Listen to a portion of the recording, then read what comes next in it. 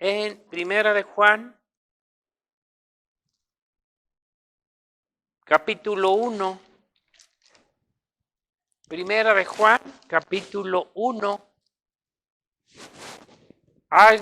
Bueno, todo lo que hemos estado viendo es respecto a doctrina, enseñanzas que son básicas en la vida cristiana.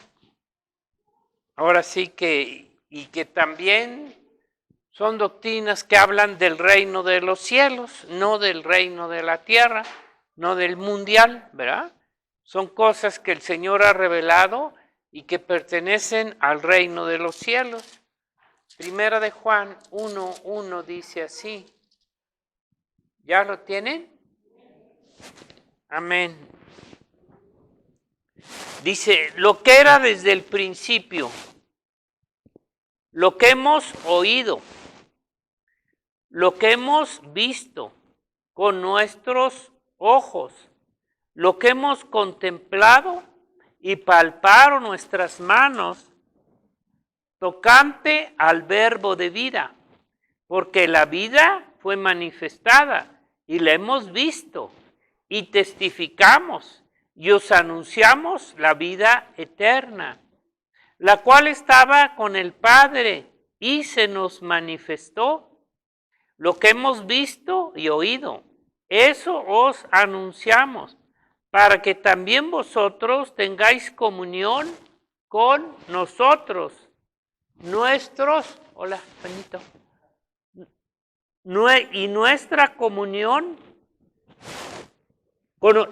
comunión verdaderamente es con el Padre y con su Hijo Jesucristo. Estas cosas os escribimos para que vuestro gozo sea cumplido. Y luego vamos a leer hasta más adelante, dice, este es el mensaje que hemos oído de Él y os anunciamos. Dios es luz y no hay ningunas tinieblas en Él. Si decimos que tenemos comunión con Él y andamos en tinieblas, mentimos y no practicamos la verdad. Pero si andamos en luz como Él está en luz, tenemos comunión unos con otros y la sangre de Jesucristo nos limpia de todo pecado. Y dice, si decimos que no hemos pecado, nos engañamos a nosotros mismos y la verdad no está en nosotros. Si confesamos nuestros pecados, Él es fiel y justo para perdonar nuestros pecados y limpiarnos de toda la maldad.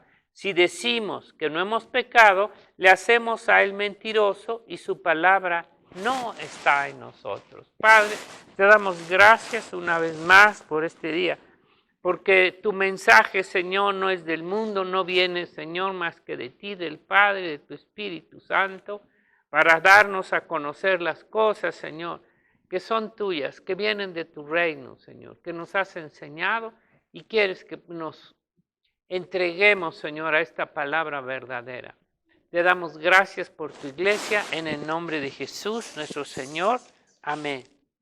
Mire, sobre todo estos versículos tan hermosos que Dios nos da, vamos a tratar de entender hoy algo respecto a los medios de Dios. Los medios, Dios Padre y Dios Jesucristo nos ha dado a los hombres para que podamos llegar a ser salvos. En todas las cosas y en todas las actividades, en todo lo que hay aquí en la tierra, siempre se necesitan medios para lograr hacer lo que se quiera hacer. Lo entendemos, ¿no? Los medios son necesarios. Si alguien es carpintero, tiene ciertas herramientas, medios que tiene, todo se basa en medios. Dios también ha dado medios para nuestra salvación. Ahora, ¿cuál es el primer medio que Dios nos da? Jesucristo, ¿verdad? El primer medio que Dios nos da es Jesucristo. No hay otra forma, no hay otro medio, no hay otra manera de llegar al Padre, de ser salvos, de perdonar, sino ¿quién es? Jesús. El hombre cree que a través de otros medios o mediadores pueden llegar. No, es Jesucristo. El único medio que Dios ha dado es Jesús, aunque los hombres pongan millones de medios y de tonterías que nada sirven. Ahora, ¿cuál es el siguiente medio que Dios nos ha dado después de Cristo? Su Espíritu Santo. El Espíritu Santo es un medio que Dios da para que a través de Él, todo lo que Él hace, toda la obra que tiene, su Espíritu Santo. ¿Qué más? Otro medio. A ver, piensen tantito. ¿Cómo? Ya dijimos que Jesucristo. La iglesia es otro medio, su palabra es otro medio. Su palabra, Cristo abarca el sacrificio, desde luego. Su palabra es otro medio. La iglesia es otro medio. Y la oración es otro medio que Dios ha dado. Y de eso vamos a hablar un poquito más, sobre la oración como el medio que Dios ha dado. ¿Para qué? ¿Para qué es la oración? ¿Verdad? Entonces, ¿cómo? La esperanza. Pero bueno, ese no es un medio, ¿verdad? Estamos hablando de medios que Dios da para que podamos llegar a tener esa salvación. Mire, aquí Juan nos está diciendo claramente lo que hemos visto, lo que palparon, lo que oyeron sus ojos, lo que tocaron. O sea, ellos fueron testigos oculares, ¿verdad? Y no nomás un día, 3 años continuos. Aquí Juan nos dice su experiencia personal, que él vio, oyó, palpó, tocó, vivió con Dios, con Jesucristo. Juan está dando un testimonio. Ya sabemos que los testimonios solamente valen cuando son testigos, cuando hay testigos de aquello que se va a decir. Si tú no eres testigo, tu testimonio no vale para nada. Él fue testigo. Su testimonio, ¿de quién está dando testimonio? De Jesucristo. No está dando testimonio de María, de Pedro, de ningún hombre. Dice de Jesucristo, el verbo de Dios, y si nos anunciamos la vida eterna, la cual estaba con el Padre y se nos manifestó. Y luego dice, lo que hemos visto, oído y os anunciamos para que también vosotros tengáis comunión con nosotros, y nuestra comunión, fíjese, nuestra comunión, esto es parte, nuestra comunión, hemos estado hablando de la unión, la comunión, ya sabemos, ¿verdad? Les hemos estado viendo, la unión, nuestra comunión verdaderamente es con el Padre y con su Hijo Jesucristo. Entonces, fíjese el fin, finalmente el fin y el propósito que Dios dio tanto para estos medios como para la salvación. ¿Realmente cuál es, hermano? La unión, la comunión y la unión final, ¿con quién? Con Cristo. Nuestra reunión, nuestra unión, ¿qué va a ser al final? ¿Qué es lo que Dios va a hacer al final? ¿Cuál es el fin y el propósito de la salvación? El unirnos, el llegar a formar parte de Cristo como su esposa, como su iglesia. ¿Sí me entienden? ¿Verdad? Entonces, esto aquí nos está Juan hablando. El fin de nuestra salvación es la reunión, la comunión con nuestro Señor Jesucristo, de toda su iglesia. Ese es el propósito final, que Dios va a hacer la comunión, la unión de toda su iglesia. ¿Pero qué será? En el cielo, ¿verdad? ¿Pero qué hay de nosotros en la tierra? ¿Qué hay de nosotros mientras no estamos allá? Esa comunión sigue siendo la base, el principal objetivo de que estemos reunidos, unidos como cuerpo, como iglesia. Mientras no estemos unidos como cuerpo y como iglesia, hermanos, realmente, ¿verdad? Es el fin y el propósito para lo cual Dios nos creó como su cuerpo. Entonces, aquí Juan nos dice su experiencia, ¿verdad? De lo que él vio, su testimonio de Cristo, en comparación que siempre ha sucedido y ha pasado, con testimonios falsos, sin tener la experiencia, sin ser testigos, ¿verdad? Tanto en aquel tiempo como hoy, personal, como tuvo Juan. ¿A quién puede el hombre creerle, verdad? Juan está dando su testimonio de lo que vivió, vio, y desde aquel tiempo ahora, acerca de Jesucristo. que nunca han tenido gentes o personas. ¿Cómo van a poder dar testimonio de Jesucristo si nunca han tenido un encuentro personal con Jesucristo y que no conocen a Cristo como Salvador y como cuantos religiosos? Y esto lo digo por si tú realmente puedes tener un conocimiento, pero si no tienes una comunión directa, personal, ahorita vamos a ver, a través de los mismos medios que Dios puso, ¿verdad? Como esos religiosos. Por lo tanto, los testigos, dicen ser, ¿qué? Testigos de Jehová, pero ¿de qué son testigos? ¿Cuál es el testimonio que ellos dan? ¿Verdad? Miles de cosas y de tonterías, pero ellos no tienen ese, y niegan que Jesucristo sea Dios y todo lo demás. O sea, ¿y cuánta gente escucha esos testimonios de esa gente mentirosa en vez del testimonio de la Biblia y de hombres como Juan, que fue testigo ocular, presente de todo lo que vivió? Y estos hombres, ¿verdad?, que no conocen a Jesucristo como estas personas religiosas, testigos, católicos, mormones y todo tipo de gente, ¿verdad?, que en todos los tiempos dan un testimonio, ¿sabe qué? Falso. Un testimonio que no tiene valor porque nunca han sido testigos, no han tenido experiencia, no han tenido una vida de salvación y empiezan a enseñar doctrinas falsas, ¿me entienden?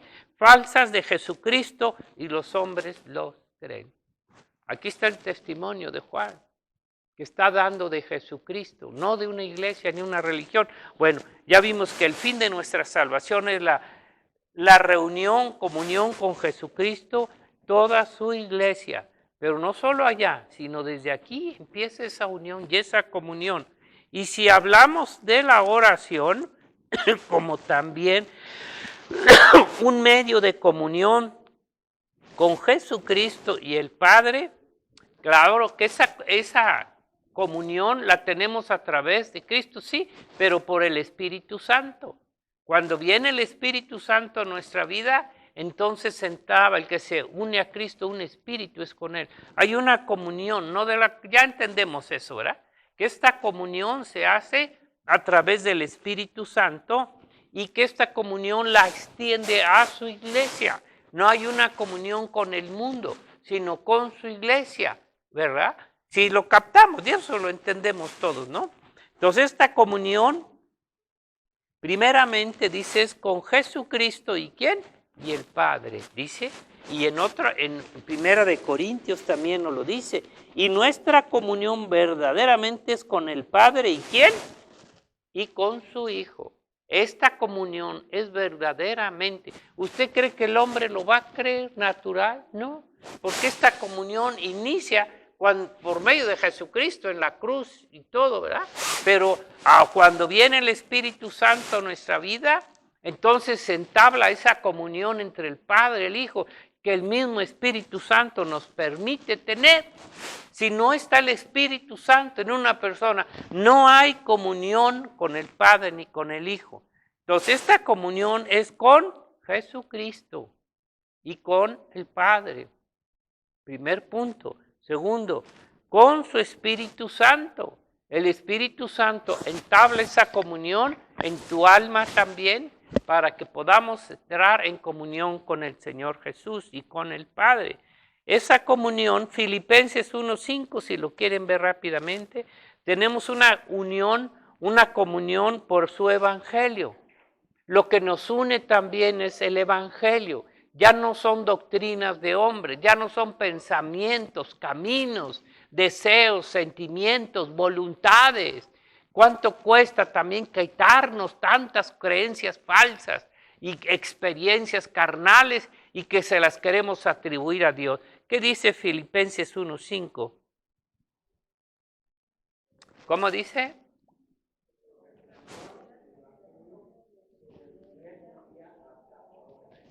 De la comunión que tenemos en Él o con el Evangelio, desde el primer día hasta ahora.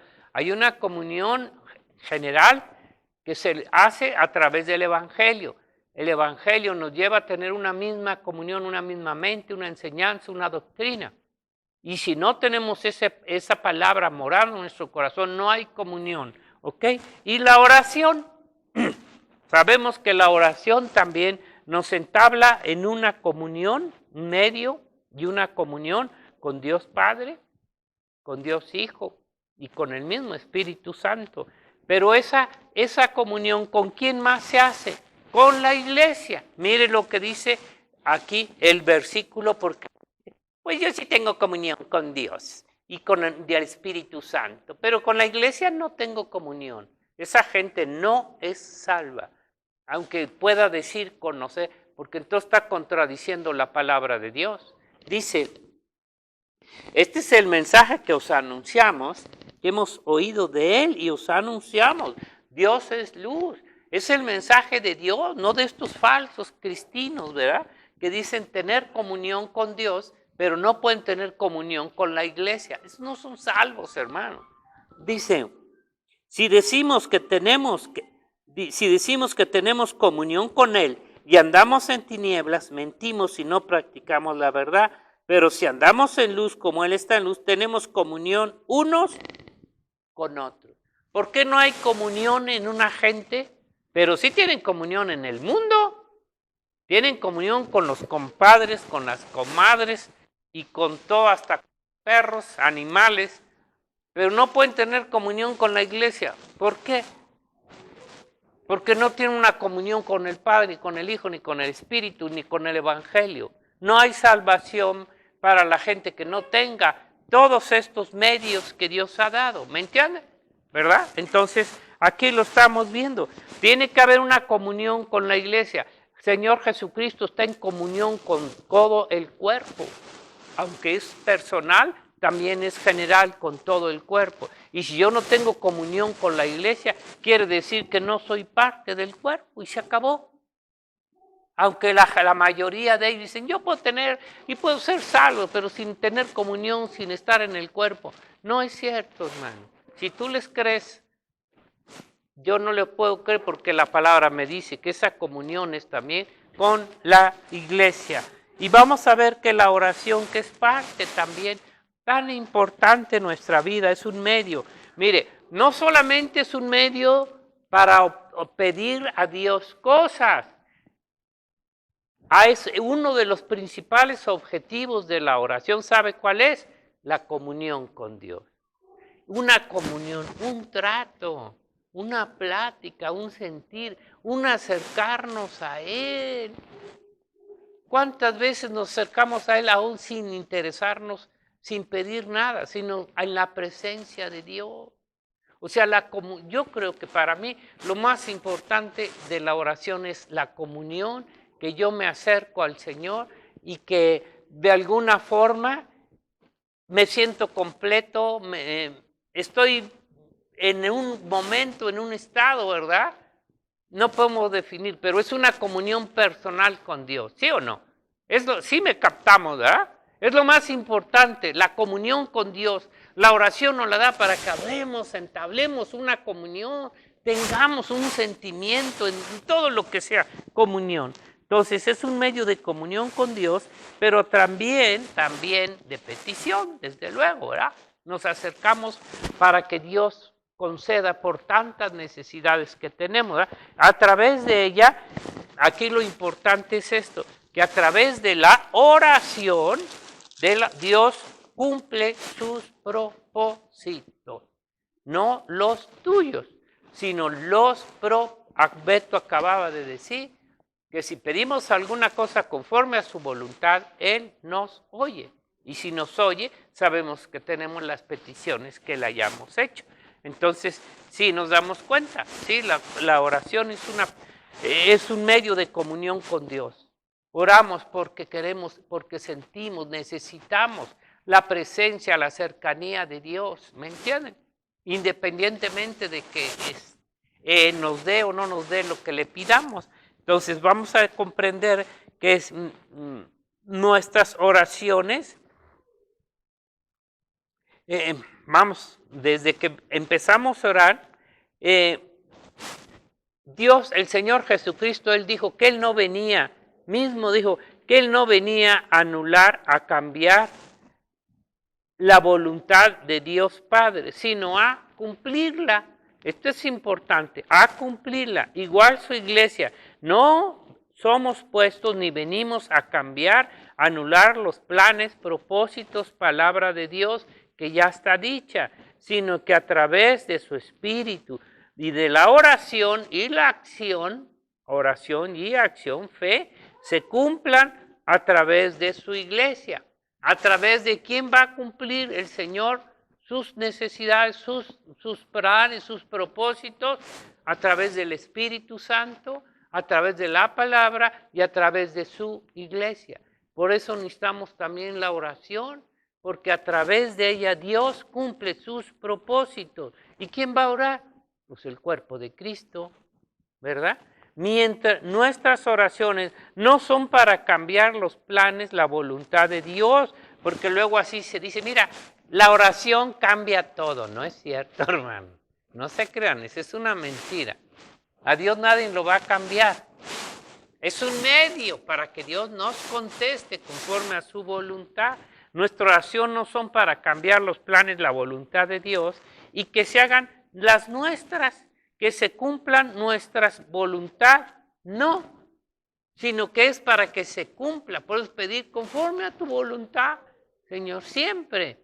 Dices que la voluntad de Dios es buena, que la voluntad de Dios es sanarnos, que la voluntad de Dios es bendecirnos, que la voluntad de Dios es que nos acaricie, que nos tome, en fin, todo lo bueno y todo lo santo y todo lo perfecto es la voluntad de Dios. Cuando pedimos mal, pues el Señor nomás oye. Si oro, el Señor más bien oró, dice, hágase tu voluntad en el cielo como en la tierra, ¿no es cierto? No la nuestra. Los primer puntos, tenemos que darnos cuenta que la oración no es para que se haga tu voluntad, sino es la voluntad. Y sabemos que la voluntad de Dios siempre es buena, es perfecta, en ella no hay nada malo. En la nuestra hay tantas tonterías que pedimos, ¿verdad? Solo somos un medio de Dios para que Él haga su voluntad. Por eso Dios usa sus medios. ¿Cómo llueve? Por medio de las nubes. Queremos que a veces que llueva de abajo para arriba, no. Siempre va a caer el agua de las nubes para abajo. Siempre será la voluntad de Dios la que reine, la que gobierne, aunque no lo entendamos, ¿verdad? Entonces, Él usa los medios. Tenemos que llegar a comprender y a querer, porque no solamente lo podemos comprender, sino querer. Querer que sea la voluntad de Dios cuando pedimos algo, porque a veces no queremos que se cumpla. Querer que es la voluntad de Dios la que se tiene que cumplir en todos los hombres, las cosas, las vidas en esta tierra y luego pues en la vida eterna. En la vida eterna. Entonces ya sabemos que el hombre no quiere, no desea, ni puede, ni acepta que sea la voluntad de Dios la que reine, gobierne en sus vidas, en el mundo, en los hombres, en las naciones, en los reinos y en la tierra. No aceptan, no pueden comprender que esa voluntad de Dios es la que se va a reinar. Entonces tenemos que aceptarla, ¿se dan cuenta, hermano? Porque a veces somos duros para querer que la voluntad de Dios se cumpla y nos amachamos, Señor, es que yo ya te pedí esto, ya te lo pedí. Pues sí, pero si no es la voluntad de Dios, tenemos que querer la voluntad de Dios. ¿Y qué es la buena, hermano? Dice que el Espíritu Santo, ¿verdad? Pide por nosotros porque no sabemos pedir. ¿Conforme a quién? A la voluntad de Dios. Cuando estamos dispuestos a pedir, Señor, hágase tu voluntad. Yo sé que necesito esto, necesito lo otro, necesito aquello, o cualquier cosa. Pero si yo estoy dispuesto y Señor, haz tu voluntad. No estoy pidiendo que cambies tú las cosas, sino que se haga tu voluntad. ¿Me entiendes? Porque nuestra oración a veces está tan mal encaminada a nuestra carne y nos amachamos. Es que, Señor, yo quiero esto, yo quiero lo otro. Bueno, ¿cree que en el reino de los cielos se cumpla o se haga otra cosa que no sea la voluntad de Dios? Claro que no. en el cielo. Por eso el Señor oró, Padre nuestro que estás en los cielos, hágase tu voluntad como en el cielo, en la tierra. En el cielo no se va a hacer la voluntad de nadie, hermano. ¿Por qué quieres que se haga tu voluntad aquí? Tenemos que aceptar que sea la voluntad de Dios la que reine y gobierna en tu vida, en la iglesia. El mundo no va a entender esto. Solo los hijos de Dios vamos a entender que venimos a hacer la voluntad de Dios. Jesucristo dijo que a eso venía, que su comida era hacer la voluntad de Dios y siempre oraba conforme a la voluntad de Dios. No se haga mi voluntad, sino tu voluntad. Entonces, ¿usted cree que los ángeles van a andar pidiéndole, haciendo la voluntad de ellos en el cielo? No, hombre, ellos están para hacer la voluntad de Dios. Y con los que ya están allá arriba, ¿qué estarán o qué hagan allá? Bueno, en fin, lo que vale y lo que cuenta es la voluntad de Dios, no la nuestra, no de ningún hombre. Dios cumple y hace sus promesas, sus propósitos. ¿Por qué nos habla de propósitos de Dios? Y propósitos que Él tiene desde la antigüedad. Porque esos propósitos quiere que los conozcamos y que a través de ellos los pidamos. Nos hagamos parte de sus propósitos, no de los tuyos, hermano. Todos tienen propósitos en este mundo, hermano, y menos ya ahorita para el tiempo que estamos viviendo. Y todavía quieren sus propósitos. ¿Cuáles? En vez de pedir los propósitos de Dios que Él tiene desde antes de la creación, en cada uno para los hombres, en su vida, cuanto más para su iglesia, hermano. Los propósitos que Dios tiene para su iglesia es que lleguemos a la imagen de ¿quién? De Jesucristo. Este es el propósito que el Padre se puso para que la iglesia lleguemos a esto. En fin, lo sabemos, ¿verdad? Las vidas están bajo su mano. ¿Quién lee el Salmo 138, 8? Nuestras vidas están bajo su mano, bajo sus propósitos que Él hizo para cada uno. Y aunque tiene un propósito diferente para cada uno aquí en la tierra, igual en el cielo, sin embargo, como iglesia, Dios tiene también un propósito general, como dice el Salmo 138, 8.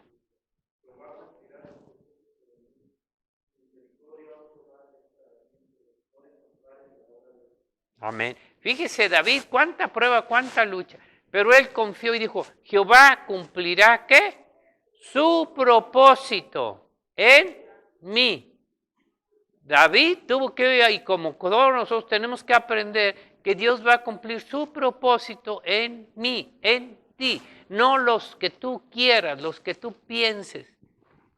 Aunque fíjese, David reconoce que el Señor es quien cumplirá su propósito en su vida, en la vida de David, en su familia.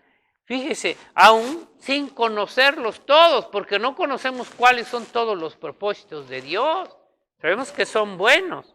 Y más, acuérdense que Dios ya le había dicho a David, le había profetizado que de su simiente vendría el Mesías y que de él vendrían reyes y todo lo demás, ¿verdad?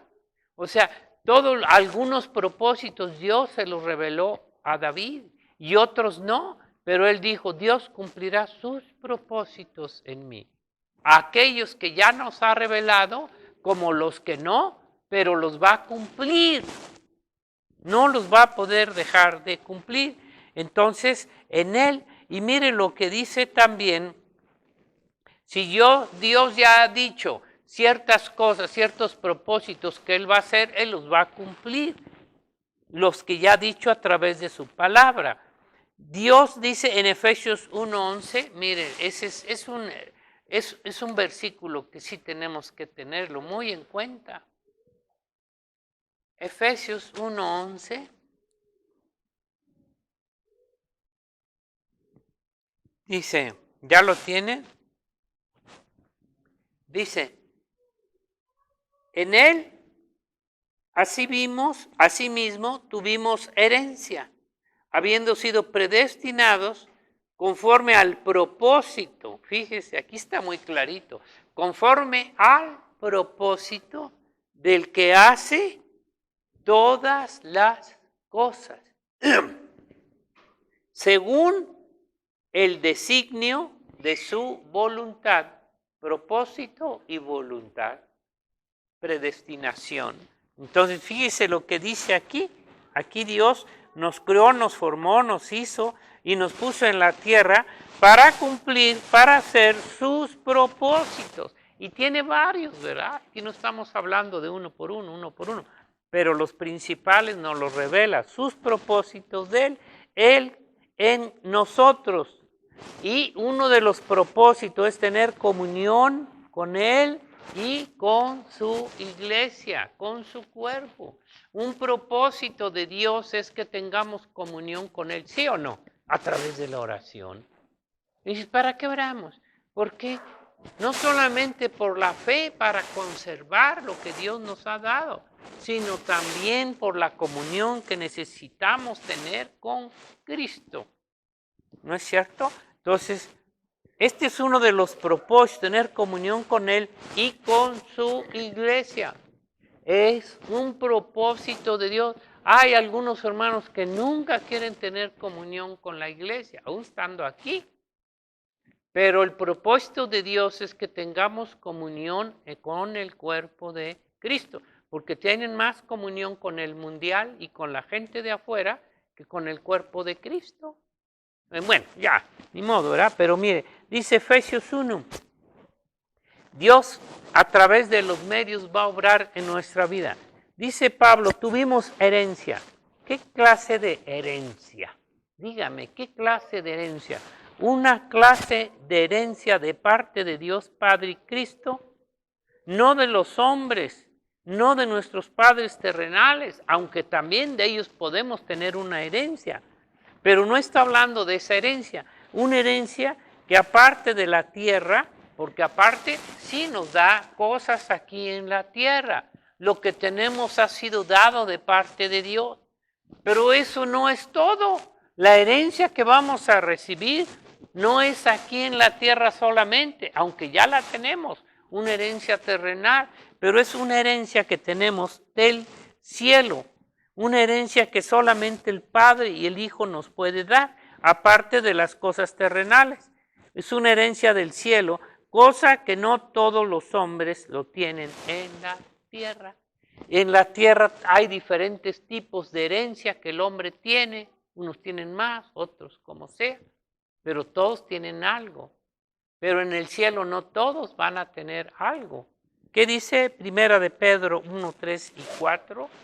Esa herencia espiritual que el Padre nos ha concedido.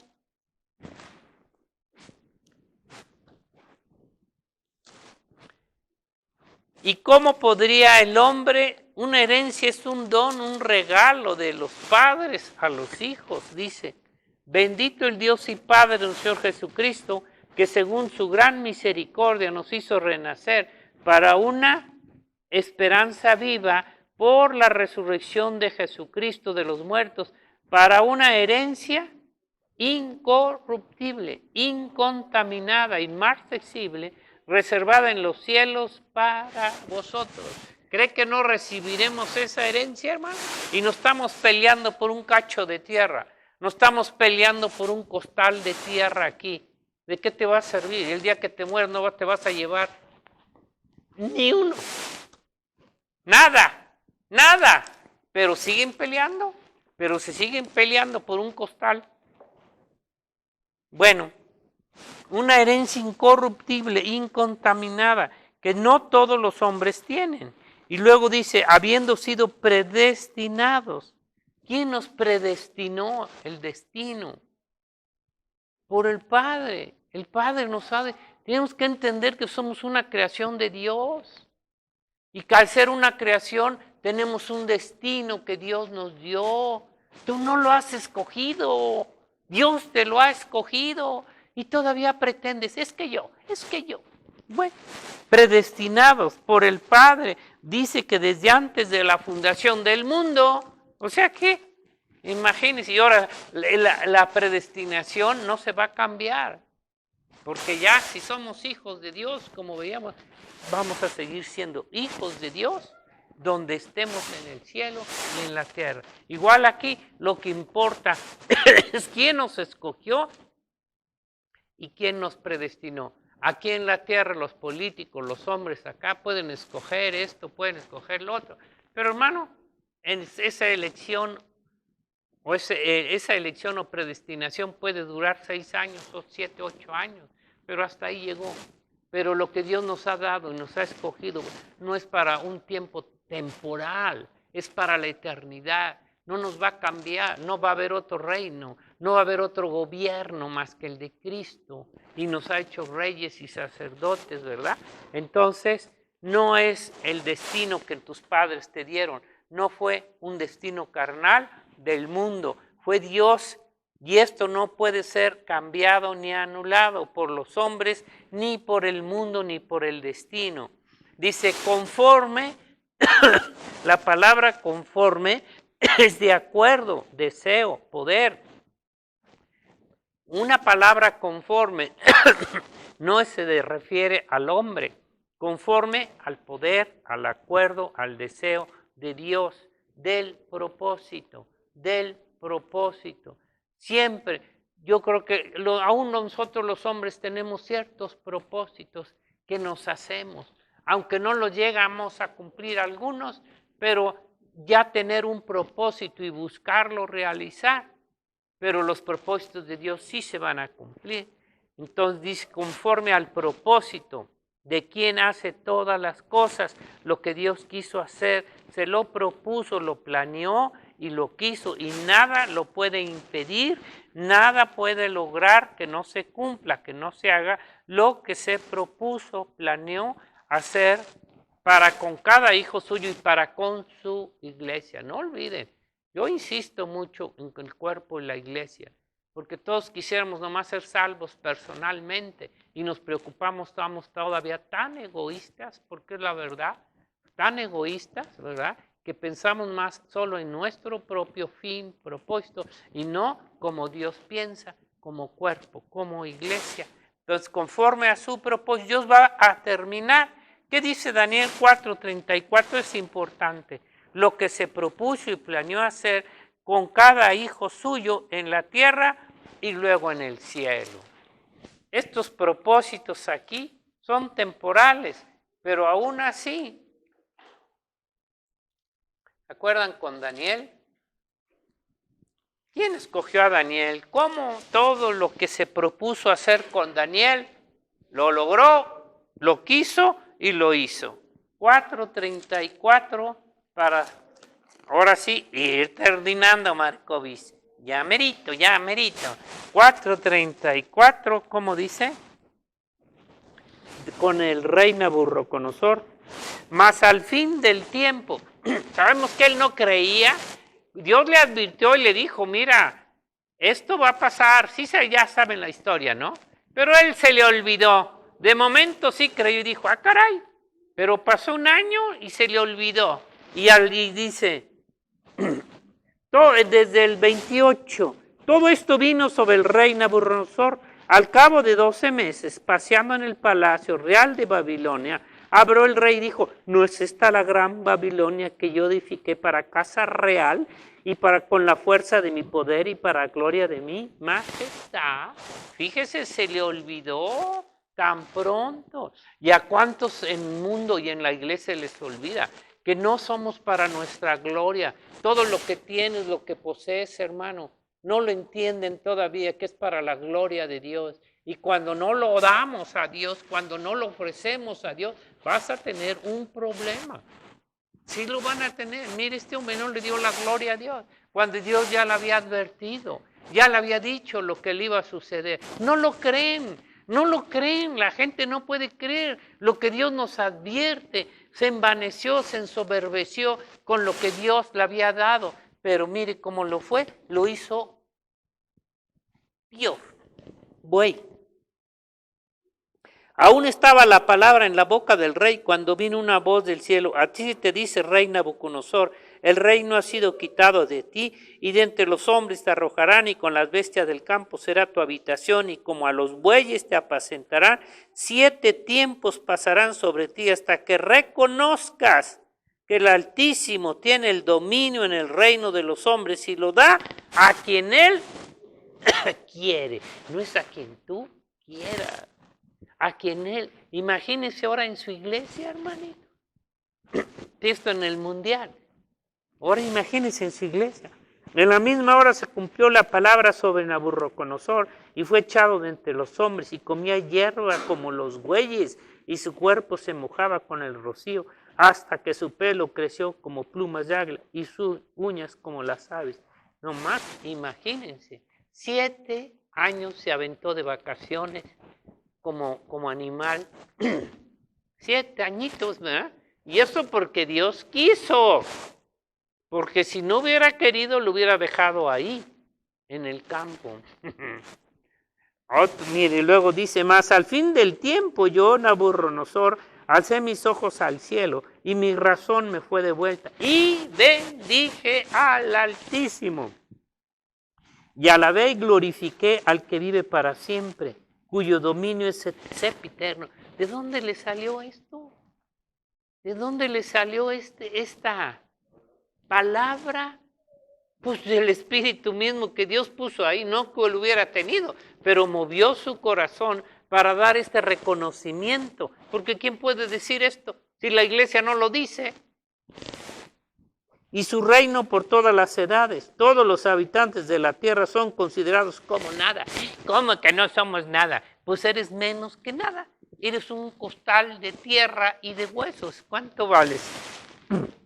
Y Él hace según su voluntad en el ejército del cielo, esto lo vimos otra vez, con los ángeles y en los habitantes de la tierra, y no hay quien detenga su mano y le diga, ¿qué hace? ¿Por qué lo hace? Más nos conviene que oremos, Padre, haz tu voluntad, y cuando Él nos dice que hagamos algo, seguro, hazlo, hazlo. ¿Por qué? Porque si es Dios, cada quien tiene conciencia y tiene el Espíritu Santo, Dios tiene que hablar. ¿Cuántos de ustedes el Señor está llamando a un ministerio? Como ahorita con Juanito lo hemos estado viendo, ¿no? Cómo Dios lo está levantando y usando. Y síguelo haciendo, Juanito. Pero a muchos de ustedes siguen sentados en las bancas, ¿verdad? A pesar de que posiblemente Dios les está dando un llamamiento allá. Pero la cuestión es que cuando Dios nos pide algo, lo va a cumplir, lo va a hacer. Aunque se te olvide, esto hace un año y no pasó nada, va a pasar. El Señor viene y va a hacer verdad todo lo que dijo. Bueno, aquí lo está diciendo, ¿verdad? Del que hace y quiere. Dice que Él hace y quiere Dios todas las cosas, toda buena dádiva, todo, como cosas buenas, como cosas malas, bendiciones, como juicios, debemos darle gracias. Gracias a Dios, gracias. ¿Qué trabajo nos cuesta dar gracias? Dígame sí o no. Cuando las cosas van mal, cuando tenemos que ser operados, cuando tenemos que pasar por una prueba. Dígame, si no nos cuesta trabajo dar gracias internamente. Bueno, y finalmente Apocalipsis 17, 13, fíjese. Y no entendemos, creemos que somos nosotros los que decidimos, hacemos. Sí, eres tú, pero ¿quién te mueve a hacerlo? ¿Quién nos mueve a hacer lo que hacemos? Por eso tenemos que reconocer. Con estos 10 son reyes, imagínense, ¿quién los toca? ¿Quién los obliga a hacer lo que no quieran hacer?